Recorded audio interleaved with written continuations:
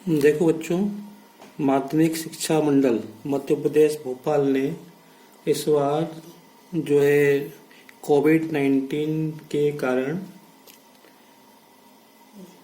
जो है अपना क्वेश्चन बैंक निकाला है। हर एक विषय का निकाला है। तो मैं यहाँ पे गणित विषय का जो क्वेश्चन बैंक है वो मैं आपके सामने रख रहा हूँ और उस पे जो प्रश्न दिए हैं वो मैं हल कर रहा हूँ, है ना।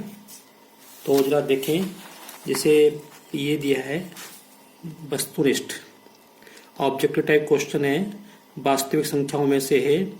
ये दिया है, पहला प्रश्न है 8, 9, 25 का HCF मतलब महत्तम समावर्तक क्या होगा।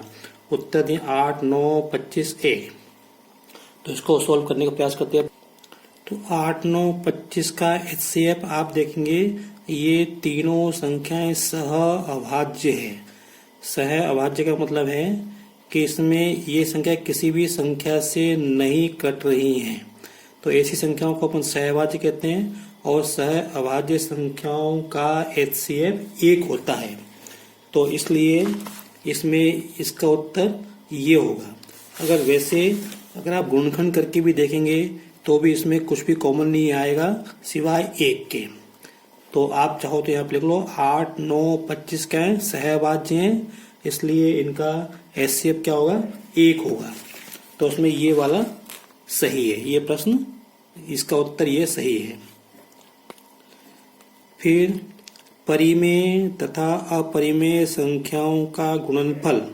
तो देखो, परिमेय और अपरिमेय संख्याओं का गुणनफल हमेशा अपरिमेय संख्या होता है। तो दूसरे का B सही है। कैसे, देखो मैं आपको समझाता हूँ। जैसे मान लो 2 क्या है, परिमेय संख्या, और 3 क्या है, अपरिमेय संख्या। अगर इनका हम गुणा करेंगे तो हमको क्या मिलेगा, 2 वर्गमूल 3। तो ये भी अपरिमेय संख्या है। ये परिमेय है और ये अपरिमेय है।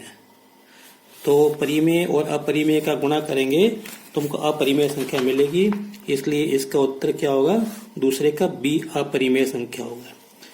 फिर उसके बाद तीसरा प्रश्न दिया है, किन्हीं 2 अपरिमेय संख्याओं का योग क्या होगा, परिमेय, अपरिमेय, परिमेय या अपरिमेय या 1।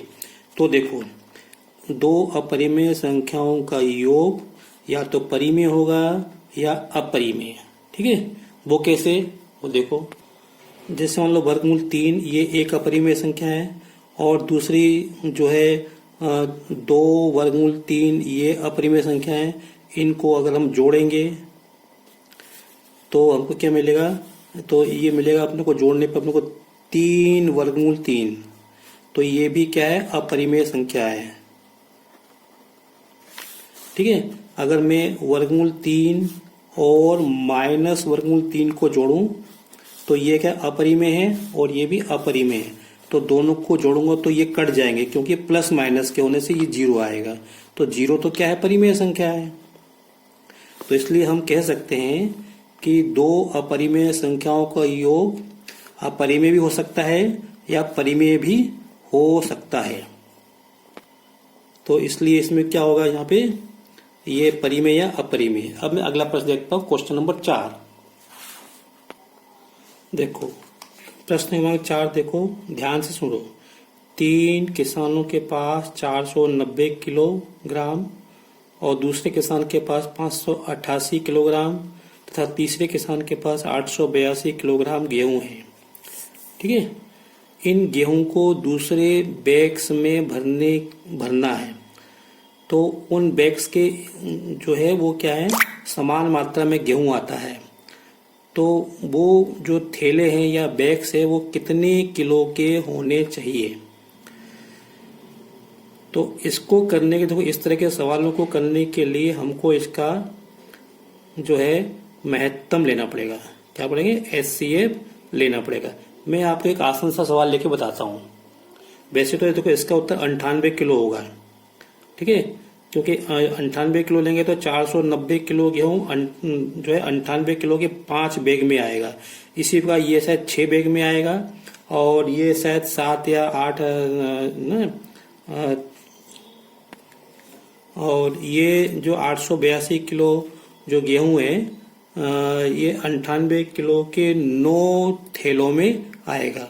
मैं आपको समझाने के लिए एक आसान सा उदाहरण लेता हूँ। 3 किसान हैं, एक किसान के पास 10 किलो गेहूं है, दूसरे किसान के पास 12 किलो गेहूं है और तीसरे किसान के पास 18 किलो गेहूं है। तो इनको हमें किसी थैले में भरना है ना। तो थैलों की जो क्षमता है वो समान है। तो अब देखो, जैसे अपन देखते हैं, हमने एक थैला लिया, उसके अंदर मान लो 1 किलो गेहूं आता है। कितना आता है? 1 किलो गेहूं। तो 10 किलो गेहूं कितने थैले में आएंगे? 10 किलो में आएंगे। 12 किलो गेहूं के लिए हमको 12 थैले लगेंगे और 18 किलो गेहूं के लिए हमको 18 थैले लगेंगे। अब अगर अपन एक थैला ऐसा लें जिसमें 2 किलो गेहूं आ सकता है, कितना? 2 किलो गेहूं। तो 10 किलो गेहूं जो है 2 किलो के 5 थैले चाहिए। 10 किलो गेहूं भरने के लिए 2 किलो वाले 5 बैग हमको चाहिए। और 12 किलो गेहूं भरने के लिए हमको 2 किलो के कितने चाहिए? हमको जो है 6 बैग चाहिए। बैग में थैला, बोरी ऐसा। और 18 किलो गेहूं भरने के लिए 2 किलो के हमको 9 बैग चाहिए। तो सीधा सीधा हमको इस तरह के प्रश्न हमको क्या करना, आप देखोगे अगर हम 10, 12 और 18 का HCF लेंगे तो क्या आएगा? 2 आएगा। तो ठीक इसी प्रकार हमको इस प्रश्न में यहाँ पे 490, 588, 800 किलो गेहूं भरने के लिए हमको प्रत्येक थैला जो 98 किलोग्राम का होना चाहिए। तो इस तरह से इसका हमको